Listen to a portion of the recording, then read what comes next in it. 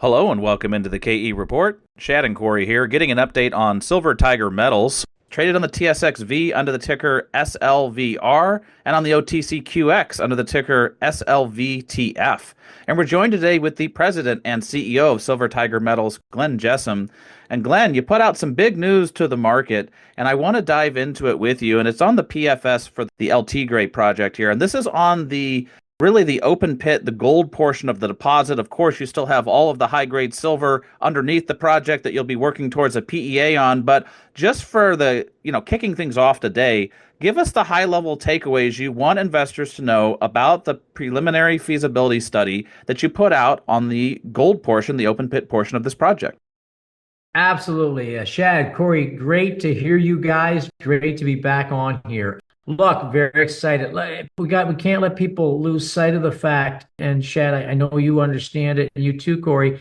Two parts to this project: big open pit, easier, lower capex, drives a lot of money, which then you take to go to part two of my business plan.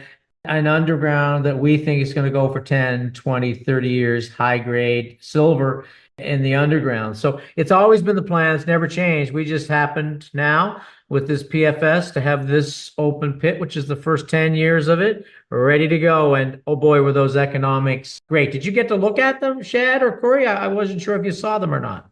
Oh, yeah, Absolutely. I've been through the news release. We'll post a link to the company's website below, but let's talk about some of those numbers. That after-tax NPV at a 5% discount rate of US 222 million, after-tax IRR, 40%, payback period of 2 years, the initial capital cost, what everybody looks at, little over $86 million. Now, look, this is all with a base case of $21.50 gold and $26 silver. This upper portion of the resource is more gold focused. This is more of a gold production story for this open pit scenario. Take us through which numbers matter here, Glenn, and where you think you can even further improve some of these numbers. Well, look. The first thing is let's face it. This El Tigre was a big silver mine. Silver. 20 years of production, 100 million silver equivalent ounces. The Americans took it there 1910 to 1930. Great Depression came. They went home. It sat till now at an average grade of 2.5 kilos. Tons of that underground. But we got to understand what this is. This is no different than the underground deposit. What you have is those high-grade underground silver veins. Everything's epigenetic to those veins. That means the bulk work at surface is just mineralization that blew out in that gray plumbing at surface. Underground, the veins, that shale we talked about and that sulfide, it all stems from those high-grade silver veins. Let's call it 65-35 gold silvers. Lots of silver in the open pit, but underground it's 75-25 the other way, 75% silver, 25% gold. I think people have to know that. Now, start with the numbers. You said something important, Corey. 21.50 and 26. I think spot's a bit higher right now. So I'm going to hit you with the numbers you just said. At spot, today's prices, that NPV, all US dollars, is 375. Your IRR is 60%. Your payback is 1.5 years. I love this number. 10-year mine life, $318 million at the prices we used in the study. At today's prices, this thing makes 530 million USD after-tax free cash flow. Do the math. It's about 50 million a year. You go look at some of the biggest silver companies that are out there, just silver companies producing. Go look at how much money they make. Forget the size of the pit or how much money they make. This thing is an extremely, extremely profitable first step of this project. And that is a very, very important thing. Look, you guys see big CapExes out there. I'm sure some of the projects you see. I'll ask the question: 200, 300, 400 million USD, a billion USD, 86. What do you think of that? That's pretty good. Yeah, Glenn, that's a lot better than hundreds of millions or $1 billion. So it is a lower CapEx. Can you walk us through the sustaining capital that would be needed? And I guess it's a pretty straightforward open pit because it's also pretty low strip. So just talk about the kind of capital you'll need to reinvest in the project as you bring it into production and keep it in production. We're going to talk about this at the end. Make sure you remind me about Mexico, how good things are getting down there. But Mexico's always been about the open pit. 70% of all the precious metals today comes out of open pit. Easier, lower CapEx. Why? You go in, you blast the ore, you take the ore, you crush it, you put it out on a heap leach, you hit it with the cyanide, out comes the silver and gold. In our case, why the CapEx is so low is because, we're immediately into ore. That starter pit, first 3 or 4 years, it's zero strip. You take a ton of rock, it's a ton of ore. Overall for the whole pit, 1.7 to 1. That means 1.7 tons of rock gives you a ton of ore to go out in that heap leach. 3/8 crush, no agglomeration. Put it out on the heap leach, and within 90 days, you got all your gold and your silver out on the recoveries that are in the study. That's why it's so simple. That's why it's easier, lower CapEx. I want to say about the CapEx. That's 86. That's got a 15% contingency. That's not our number. Our independent consultants that do this, they just bolt that on. We think Francisco Albalez, who's the guy building this, who basically is our COO now, that I brought in, who kind of poached him from Argonaut a little over a year ago, built all their big open pits from 2012 until he joined us in 23. Built them, permitted them, ran them. We think we'll be closer to the number of 86, less the contingency. That's what's so beautiful about this. And don't make any mistake about this is a small pit. That's why people are missing it. 5 million silver equivalent ounces out of the gate just with this pit. We'll bolt the underground on later, but we couldn't be happier with this study. I was in New York last week. Did I mention that to you, Shad, that I was down in New York with some of our peers last week? I can't remember. Yeah, meeting with some of the, like you say, some of the big silver producers and developers in the space. And you know what? We were kind of a day in New York. We were lucky to be invited. It was some of the bigger developers. And this is a small group, man. There's not a lot of true silver producers, a lot of byproduct silver from the bigger mines, but true silver producers, like, it was a who's who. And we were so fortunate as a developer, soon to be one of those producers in our business plan, that we were invited. You had First Majestic, you had Core, you had my peer, and who were going to be pretty quick, Aya. The whole group were there. And what was really nice is, when we present this to them, and we present to them, and they present us, we all share information, our business models. And I mean, the comments were, you hit it out of the park. This is absolutely fantastic, low CapEx, highly profitable, easier project to do. So when your peers tell you that, you're right. And I think it's important also because sometimes retail, and I'm not being critical, really, I love retail. Sometimes, they don't digest all of the technical information. You saw we had a little sell-off after our news came out. That'll take care of itself. Usually when you see one of these studies, PEA, PFS, feasibility, there's a little bit of a sell down. And we'd run quite a bit on the good news coming out of Mexico. But I'm going to tell you, my peers hit a home run. The analysts who cover us, and we're covered by everybody on the street, as you know, all the banks cover us, the glowing reports. Some of them telling me that I'm an acquisition target now because of the size of this pit. I said, please don't put a bullseye on my back like that, Mr. Analyst. I want to build this thing. I don't want to be taken out. So that's more of a joking thing. But when the next persons who we met with right away, we're owned by Franklin, we're owned by Merck, we're owned by Broad Asset Management. Maria Smonova over there is as the person who runs that. Van Eck. They were all very excited and very happy with what we delivered. So, overall, we think, only because we know, because we've done this for so long in Mexico, 27 years there, this is a home run. But all of the technical people that looked at it and our peers, they tell us it's a home run too. So we're very happy. And you know what? That's the team, Corey, Shad. So proud of the team from Francisco right on down. Boy, they delivered a beautiful product here as a starter. So, Glenn, as you keep on saying, look, this is a starter. This is a stepping stone to getting underground. But what comes next? What do you have to do? And what are the general time frames here for getting this starter, the open pit portion, into production? So let's just, PFS, very important, PEA, PFS, feasibility. We are going to build, in our opinion, and our lender's opinion, who are working on getting us the money for this together right now, we're going to use this PFS to build the pit. Why? At today's price is 1.5 year payback. The lenders love that. Secondly, The first 3 years in that starter pit, I talked about zero strip and high grade gold. I think it's 0.7 in that part in the starter pit, 3 years of production. All of that is moving to proven. So we can hang our hat on that, get the money and build it. And what I've told all the lenders right now is give me a term sheet, lenders, by January of this year, subject to my permit so we can get this thing built. All done with a bow on it. I can't just sit here and sit on my hands. So, of course, if I ask you, what do you think I'm going to do next? What do you think I'm going to do next, Chad? I think you're going to work on the PEA for the underground would be my guess. And I might have hinted in that in my quote. So you're not a fortune teller when we release this thing. Yeah, it's back to work. Remember, part one of the business plan, pit done with a bow on it. Underground is going to go for 10, 20, 30 years. We already have 11 million tons delineated in the underground. I have a permit for 800 tons per day. That's a 31-year mine life. And we're going to add more and more and more. This is going to be a big, big, high-grade underground mine. And remember how we do it.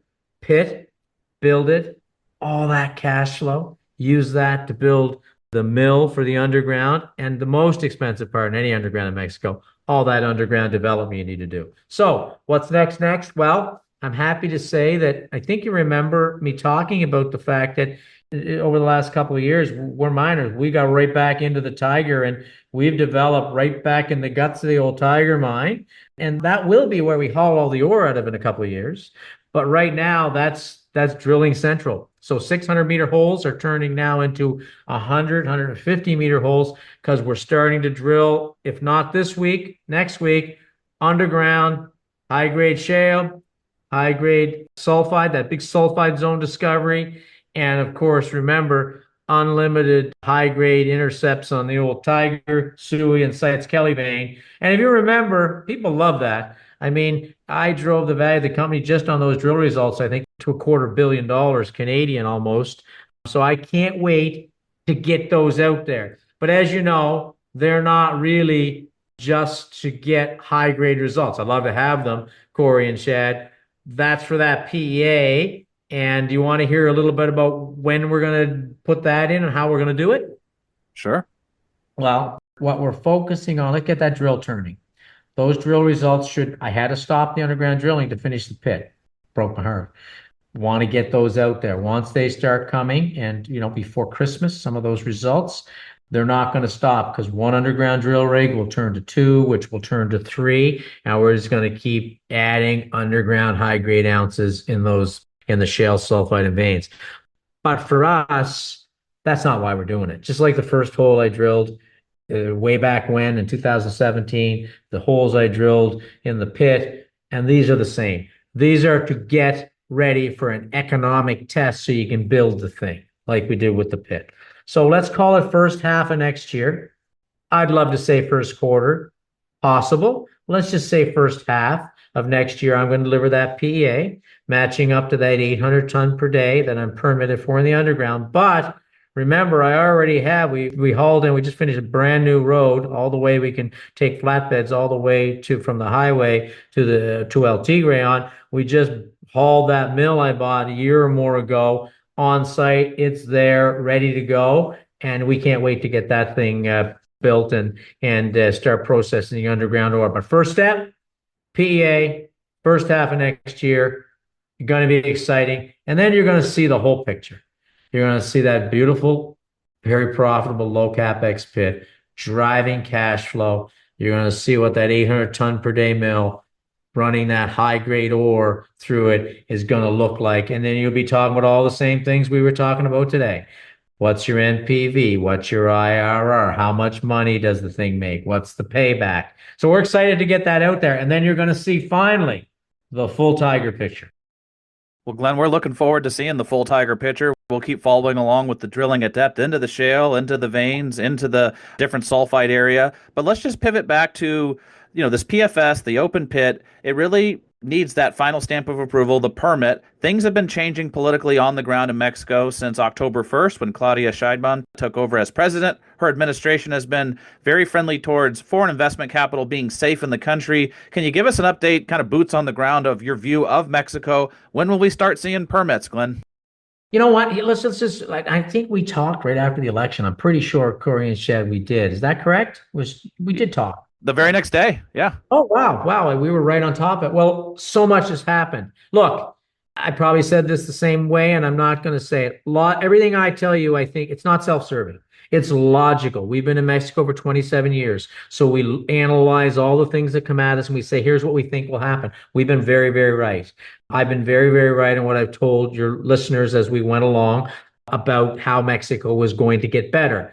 AMLO left. He did not get rid of open pit mining. I was for 2 years listening to his morning show La Manana, where it was gone. Not only did people think it was gone on the fake news, they thought he'd already canceled it. We got through that. Right. That was logical because of the amount of open pit mining done in Mexico and how important it is to the industry. It barely functions without it. Done. She came out. Listen, foreign investment safe.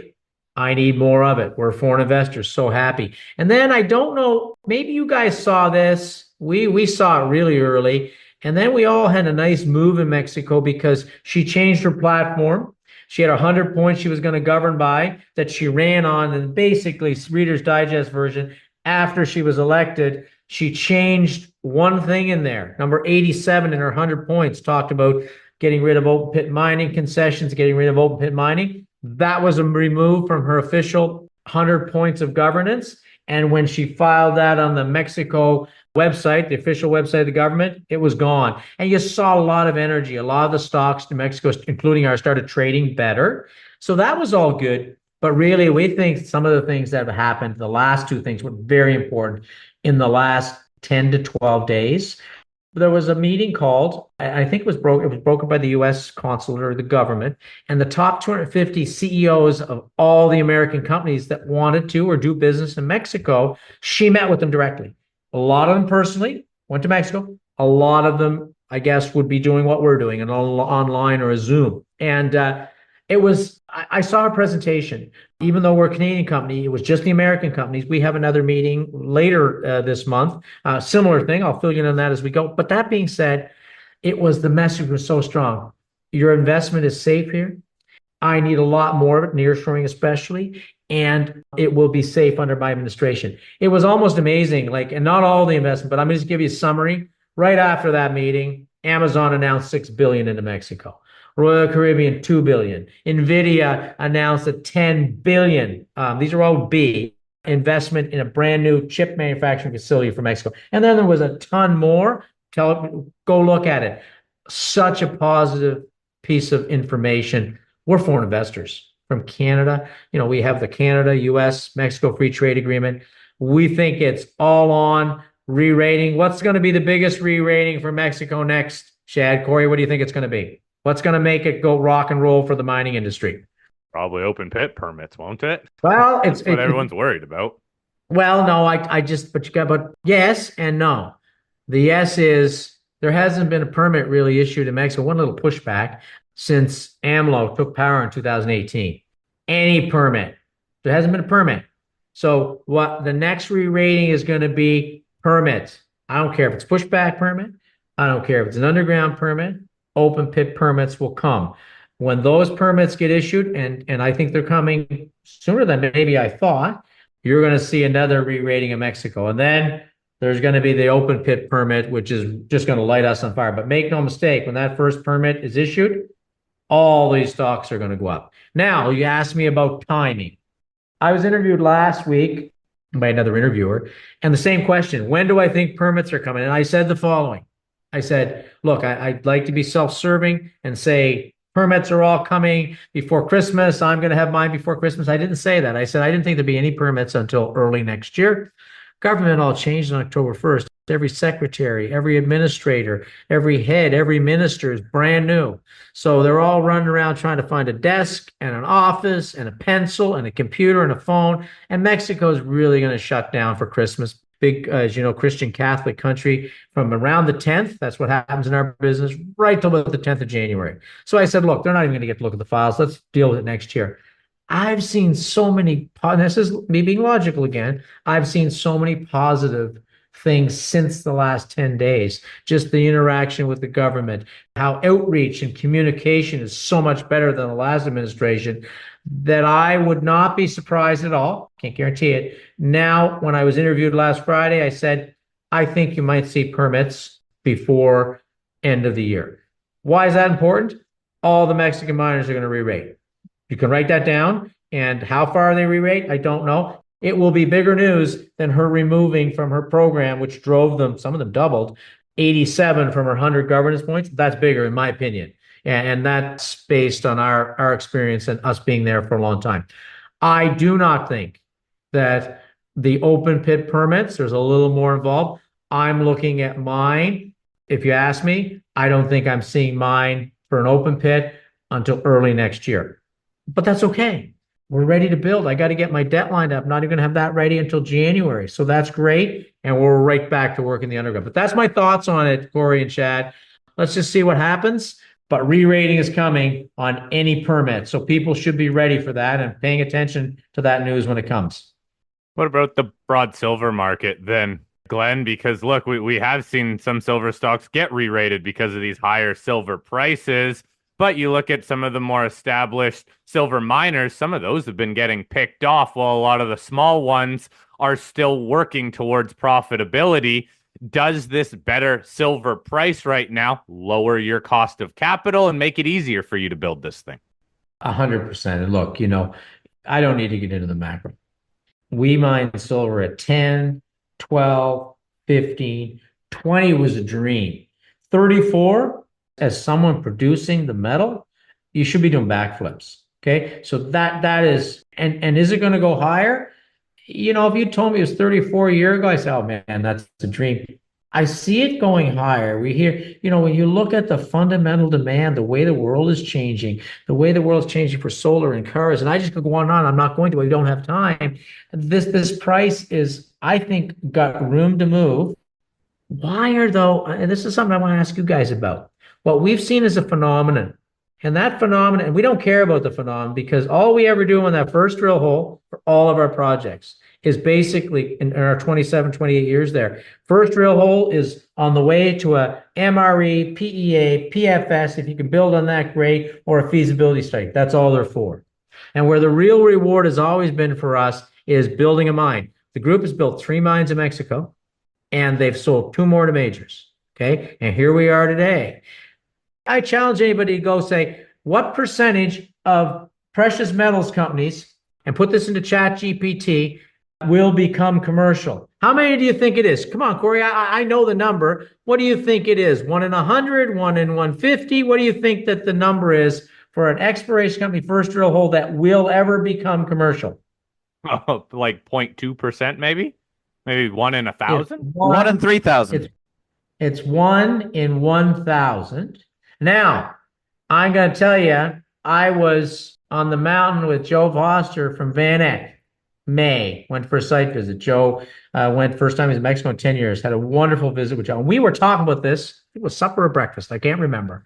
And I asked Joe, and I didn't look at ChatGPT. He goes, they say it's 1 in 1,000. And Joe's a legend in this industry space. He's been around forever running the VanEck Precious Metals Fund. That being said, he goes, but I don't believe that. He said, I think it's more like 1 in 2,500 or 1 in 3,000. And he would have a lifetime of experience doing that. The point is, do you know how hard it is to get from that first drill hole to where El Tigre is today? Okay, say it's 1 in 1,000. Think about how many resource companies are right there. That's what we've done. And people don't realize that. And you know what? It's the perfect time because whatever's going on, and we talk about this, our group, whatever's happened is those explorers drilling holes just started on that 10 or 15, and it's about 13 years to do it. So yeah, we're in year 7 on to going into 8 for Tigre on El Tigre. It's usually 13 years. The guys just drilling their first holes, not even close to an MRE, you would expect good results would be driving those valuations foolish. Look at the price of the precious metals. That's not happening. The reward is the ones, and I don't know if the investor is more astute, more picky in what they're putting their money in. But if you look at, I just used 2 of my peers who are at that meeting. Silvercrest acquired by Core for $2 billion in production, doing 9 million silver equivalent ounces. Short mine life, 5 years. We're going to come out of the gate with 5 and then bolt the underground on and go for 20 or 30. AgEq, great company. Know the management team well. Nothing but respect. Was with them last week in New York also. Great management team. They're doing 2 on the way to 7. Sure, they've got blue sky. So do we. We got 25 kilometers of it. They're 2.3 billion. We're a little over 100. The company's getting rewarded in this new world is going to be, I think, the ones that get to production. And just do the math on the numbers I just examined. What kind of an alpha return is from where we are, where those 2 peers I just talked about? I think that's the new world of precious metals investing. And that's why I think those that become producers, those that get out of that Lassonde curve, the alpha return is, I think, more than you're going to see in exploration because, and maybe you guys can comment. I don't see all the companies you see, but I'm going to tell you, with the drill bit and good gold or silver results in the price environment we have, I would expect them to have moved a lot faster, a lot quicker, and they haven't.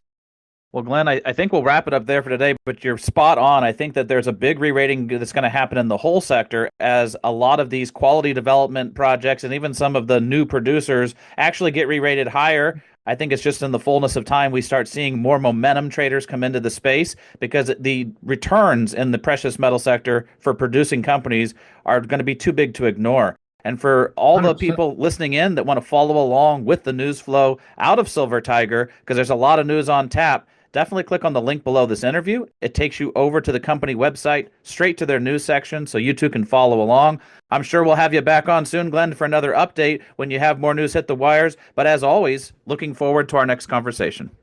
Chad, Corey, absolutely enjoyed this. Thank you so much.